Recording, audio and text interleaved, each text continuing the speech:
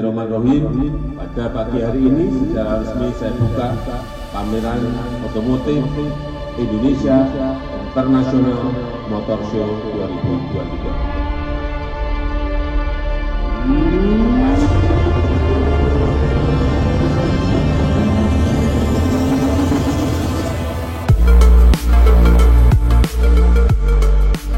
Masifnya gelaran pameran kendaraan listrik di tanah air serupa penyelenggaraan Indonesia International Motor Show IIMS 2023 seakan menjadi pembuka gerbang pengenalan percepatan kendaraan bermotor listrik berbasis baterai KBLBB bagi masyarakat Indonesia. Dalam pidatonya pada gelaran IIMS 2023, Presiden RI Joko Widodo mengajak para pelaku otomotif untuk perlahan beralih ke industri kendaraan listrik. Bukan tanpa alasan, target nol emisi karbon pada tahun 2060 pun menjadi tujuan utamanya. Saya juga mengajak industri otomotif untuk mulai melihat tren ini dan sedikit demi sedikit untuk menggeser industrinya ke arah tren yang hampir semua negara sekarang ini ke arah itu, dari combustion ke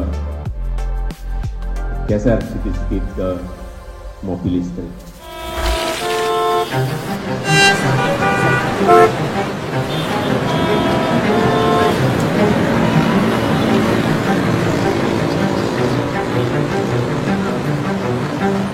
Data IQR tahun 2021 menunjukkan Indonesia menduduki urutan ke-17 kota paling berpolusi di dunia. Dengan konsentrasi partikulat PM2,5 rata-rata tahunan sebesar 34,3 mikrogram per meter kubik. Menurut catatan, perusahaan teknologi kualitas udara asal negara Swiss itu menyebutkan DKI Jakarta menjadi kota paling berpolusi di Indonesia pada tahun 2021. Melalui data tersebut bisa dibayangkan bahwa kota-kota besar dengan kepadatan aktivitas transportasinya yang kian masif menciptakan implikasi negatif terhadap pencemaran udara. Berdasarkan jumlah emisi yang dihasilkan dari sektor energi di Indonesia per tahun mencapai 596 juta ton karbon dioksida. 24% diantaranya atau sekira 144 juta ton karbon berasal dari sektor transportasi. Bukan hanya berakibat fatal terhadap bumi, usia harapan hidup manusia pun menjadi ancamannya.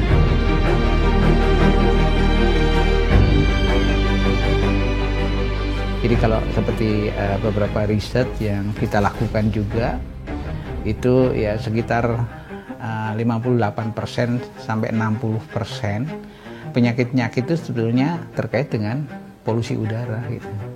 Kaitannya dengan tadi ya, semakin banyak kendaraan listrik, maka emisi atau pencemar-pencemar atau polutan yang ada di udara itu akan mulai berkurang.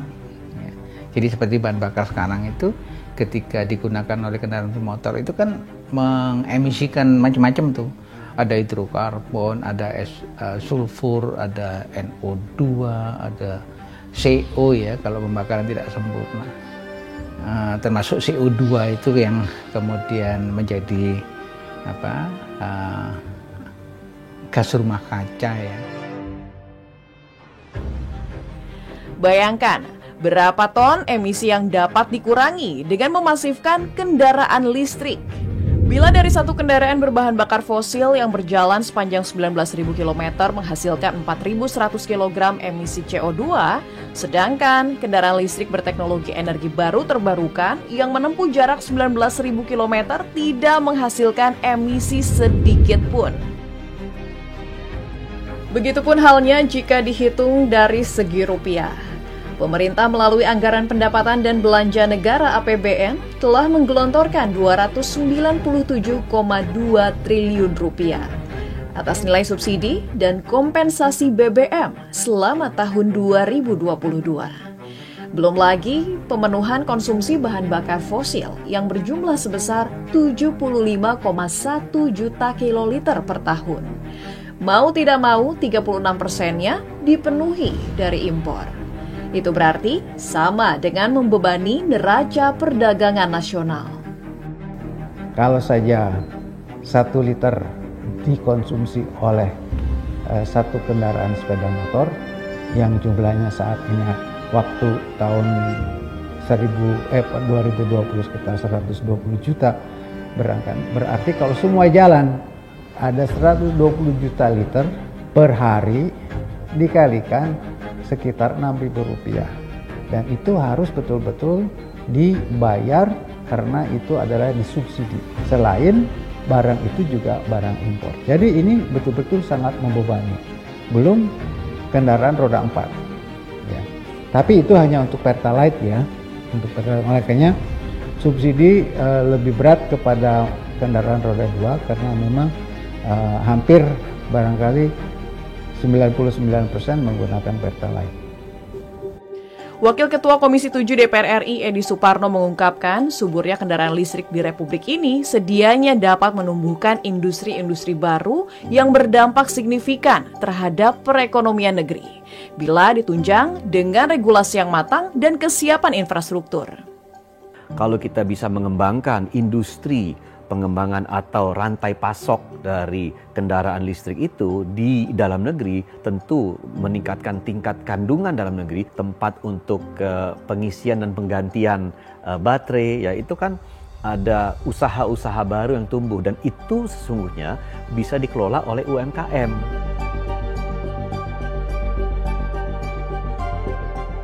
Tak hanya komitmen, pemerintah juga telah menyiapkan sejumlah regulasi pendukung pengembangan mobil listrik di Indonesia.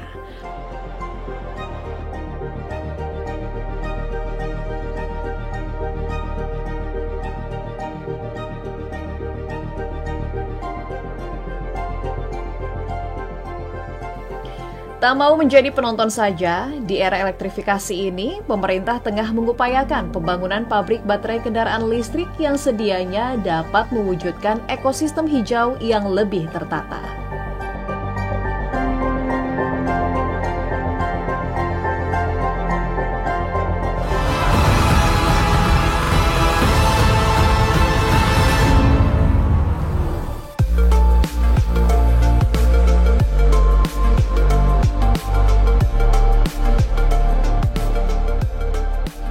Komitmen kuat pemerintah Indonesia dalam mempercepat pertumbuhan kendaraan listrik di tanah air telah dibuktikan dengan berbagai cara.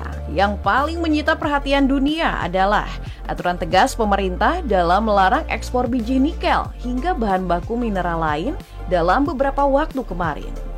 Selain untuk menghidupkan hilirisasi industri demi mendorong nilai tambah di dalam negeri, langkah itu pun menjadi upaya serius dari pemerintah untuk membangun industri baterai kendaraan listrik di Indonesia. Hasil survei Geologi Amerika Serikat menyebutkan komoditas nikel yang terkandung di bumi pertiwi ini sekira 21 juta ton atau setara dengan 22% cadangan global. Belum lagi melimpahnya ketersediaan critical mineral lain yang rupanya sanggup untuk meningkatkan pendapatan negara sendiri.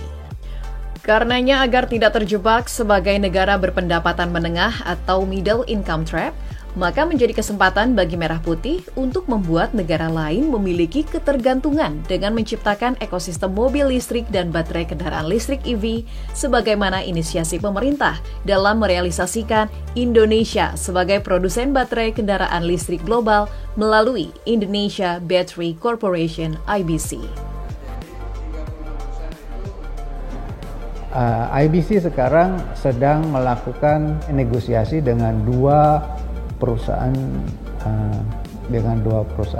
di luar negeri yang akan membangun pabrik baterai dari hulu sampai hilir. Jadi dari kimia aktifnya dari nikel sampai dengan nikel sulfat, kemudian jadi prekursor, kemudian nanti menjadi sel dan menjadi packing ya. Dan kita harapkan nanti pada tahun 2024 sudah terlihat sebuah pabrik ya, di samping tentu perusahaan-perusahaan swasta yang juga saya sudah banyak mendengar mereka sedang bergerak untuk membangun pengolahan nikel di sektor hulu.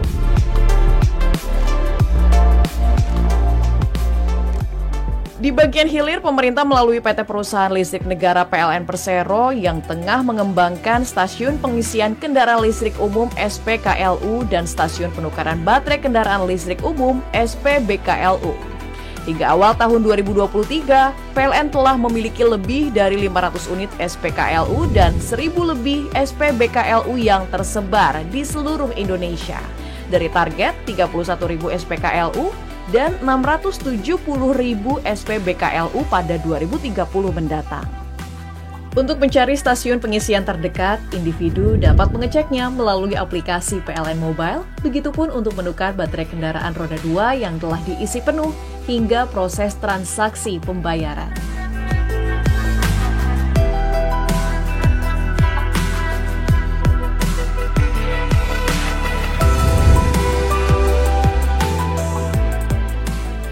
Proses pengisian baterai pun dibagi ke dalam beberapa jenis dengan durasi yang menyesuaikan pada kapasitas baterai kendaraan.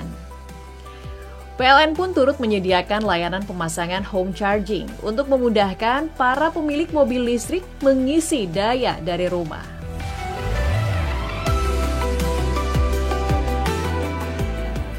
Jadi bagi pembeli kendaraan roda 4, itu nanti bisa mendapatkan diskon untuk tambah daya karena memang untuk home charging itu membutuhkan daya yang cukup besar, sehingga di situ pelanggan atau masyarakat dapat menambah daya dengan hanya membayar 150 saja, 150.000. Nah, sementara kalau dia normal itu mungkin hampir sekitar ada yang sekitar 7 juta, 8 juta, itu cukup bayar 150.000 itu untuk mobil. Itu kalau terpasang home charging kemudian tersambung ke platformnya home charging, itu dia akan mendapatkan diskon pemakaian 30% pada luar waktu beban puncak, yaitu pada jam 22 sampai dengan jam 5. Sama halnya dengan PLN Persero, PT Pertamina Patraniaga yang saat ini bersinergi dengan jasa transportasi online menyediakan stasiun penukaran baterai kendaraan listrik umum yang disebut swapping station. Pertamina Patraniaga juga menyediakan tempat pengisian kendaraan listrik umum yang disebut charging station untuk kendaraan roda 4. Keduanya ditempatkan di SPBU yang mengusung Green Energy Station. Jadi yang SPBKLU ataupun SPKLU itu bagian dari GES. Konsep future yang kita usung ke dalam Green Energy Station. Apakah dari green-nya atau ke future-nya, digital-nya, atau tadi memiliki high tire fuel. Nah, dari total Green Energy Station ada 300 lebih yang sudah kita siapkan dari seluruh jaringan SPB yang kita miliki, dan ada 21 SPBKLU-nya yang sudah kita siapkan. Mengapa kendaraan listrik jauh lebih hemat dibandingkan menggunakan BBM? Asumsinya seperti ini. Jika masyarakat biasanya membutuhkan BBM 1 liter seharga Rp10.000 untuk 1 kali berkendara, maka apabila menggunakan kendaraan listrik dengan daya 1,2 kWh, masyarakat hanya dibebankan sekira Rp1.900 untuk 1 kali berkendara, atau dapat berhemat hingga Rp8.000 dibandingkan saat menggunakan kendaraan berbahan bakar minyak.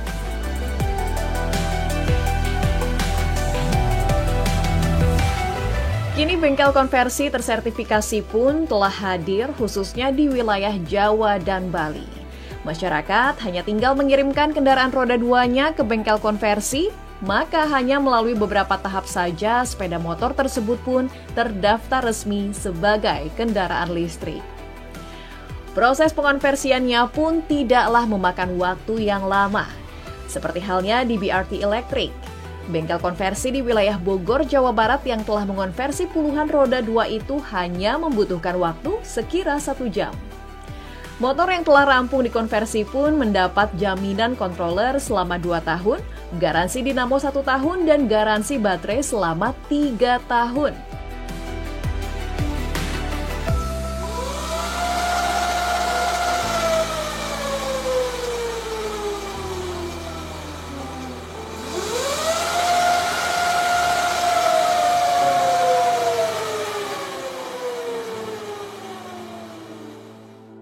Karena kami tetap mempertahankan struktur motornya yang original atau motor bakar, jadi konsumen akan merasakan sangat nyaman dibandingkan motor yang bukan konversi.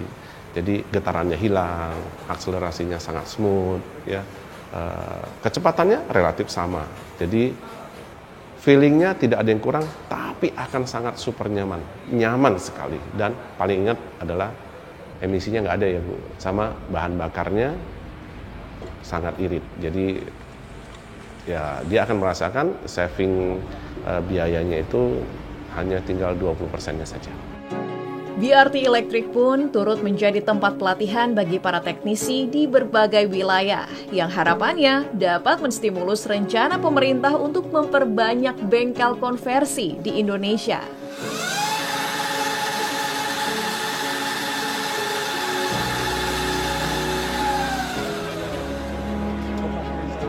Bantuan pemerintah pun digelontorkan demi meningkatkan daya beli masyarakat terhadap kendaraan listrik yang lebih luas.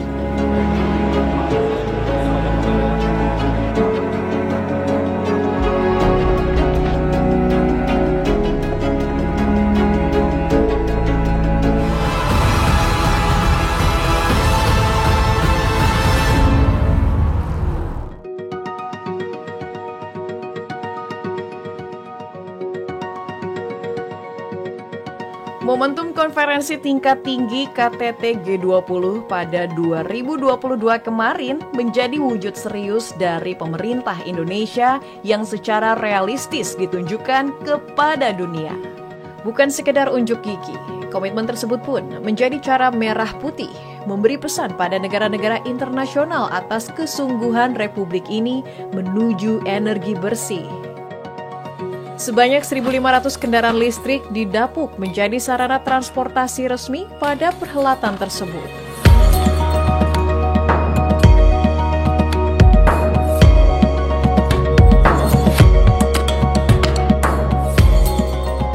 Tidak berhenti sampai di situ, untuk memastikan penggunaan mobil listrik berkelanjutan, pemerintah pun mengeluarkan kebijakan yang kiranya dapat menstimulus pertumbuhan kendaraan listrik. Berkaca dari negeri Gajah Putih Thailand yang menyokong penduduknya dengan insentif setaraf 80 juta rupiah untuk satu mobil listrik pada 2022 kemarin, juga negara Norwegia yang memberlakukan one-stop selling combustion engines atau berhenti menjual kendaraan berbahan bakar minyak, maka di Indonesia, bantuan subsidi pemerintah pun digelontorkan agar dapat menekan harga pembelian motor, mobil, dan bus listrik. Dengan inisiatif tersebutlah, maka setidaknya 10% dari penduduk Indonesia dapat beralih ke kendaraan yang ramah lingkungan tersebut pada 2024 mendatang. Sehingga kita betul-betul memastikan bahwa yang kami berikan bantuan pemerintah terhadap belanja motor, mobil, itu orang-orang yang memang kami anggap berhak, pertama, dan kedua, tidak bisa dua kali belanja. Ya, jadi tidak bisa satu orang yang sama dengan NIK yang sama, dia belanja dua kali, kemudian dia jual, tidak boleh. Ya, maka sistem itu sudah kami siapkan. Percepatan pergeseran kendaraan bermotor listrik berbasis baterai KBLBB pun mendapat animo yang tinggi dari masyarakat. Terbukti dari padatnya antrean pemesanan kendaraan listrik sebagaimana yang disaksikan secara langsung oleh Presiden RI Joko Widodo saat berada di pameran Indonesia International Motor Show 2023. Pameran yang dihadiri sekira 461.000 pengunjung itu pun mampu menembus total transaksi 5,3 triliun rupiah atau melebihi dari target yang ditetapkan. Cuma tahun ini peminatnya luar biasa, jadi kita sampai buka satu hall lengkap dengan area test ride, itu ada 14 brand motor listrik sudah ada hadir di sini. Gairah transisi menuju kendaraan listrik pun turut dirasakan oleh salah satu produsen kendaraan listrik roda 4 di tanah air, Hyundai. Tingginya pemesanan atas merek mobil Ioniq 5-nya itu sebagai imbas dari subsidi yang diberikan pemerintah. Meski telah memenuhi nilai tingkat komponen dalam negeri TKDN sebesar 40%, Hyundai malah ingin meningkatkan TKDN-nya menjadi 75% yang bakal didapat bila pabrik baterai dapat beroperasional di tahun 2024. Beberapa mobil listrikan yang pabrikan kita juga kan naiknya lumayan yang di Indonesia. Ditambah dari insentif dari pemerintah. Itu yang menurut saya, sehingga kami pun bersiap untuk membuat produksi yang lebih dari 2022. Kalau kami prinsipnya adalah kalau kita seperti saya bilang tadi, volumenya mulai merangkak naik, mau tidak mau, suka tidak suka, kita harus melakukan lokalisasi. Sehingga contoh baterai kan kita homologi di sini, biar cost-nya bisa kompetitif. Karena kalau mobil listrik itu, komponen terbesar daripada harga cost-nya adalah baterai. Nah, mudah-mudahan nanti dengan ada baterai kita udah buat di Indonesia, price-nya juga bisa turun.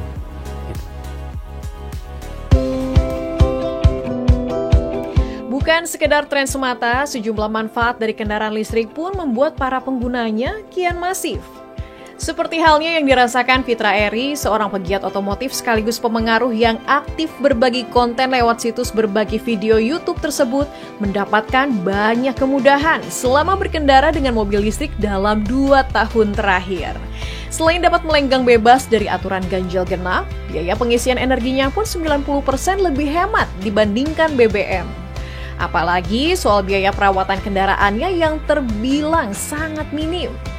Ekosistem kendaraan listrik di RI pun akan semakin sempurna bila ditunjang dengan stasiun pengisian kendaraan listrik umum yang tersebar di berbagai daerah. Di mobil listrik itu begitu saya sampai rumah, begitu level baterainya agak-agak sedikit, saya tinggal charge di rumah, saya tinggal tidur, besoknya sudah penuh. Saya tidak perlu ngantri di SPBU, saya nggak perlu capek-capek ke SPBU, itu pertama. Jadi lebih praktis. Yang kedua yang saya sangat rasakan adalah jauh lebih murah biaya untuk menjalankannya alias operational cost-nya. Bahkan bisa 5-6 kali lipat lebih murah dibandingkan mobil biasa. Biasanya kalau saya pakai satu mobil itu terus ya selama 1 bulan, biasanya 1 bulan itu saya bisa mengeluarkan 1,5 sampai 2 juta rupiah untuk bensin. Artinya kan sekitar 500.000 seminggu. Di mobil listrik dengan jarak yang sama, tergantung mobil listriknya ya. Kalau saya pakai Hyundai Ioniq 5 itu cuman 300.000 sebulan. Kalau saya pakai Wuling REV lebih hemat lagi, itu bisa cuman nggak sampai 200.000 rupiah sebulan. Jadi perbandingan rupiahnya itu sangat jauh karena memang harga listrik jauh lebih murah dibandingkan harga bensin.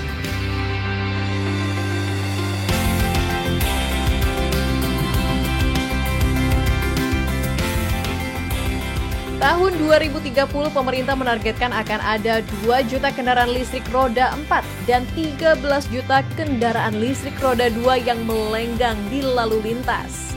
Dengan harapan di tahun target nol emisi karbon 2060, seluruh jalanan di tanah air dapat diramaikan oleh 65 juta pengendara listrik roda 4 dan 175 juta pengendara listrik roda 2.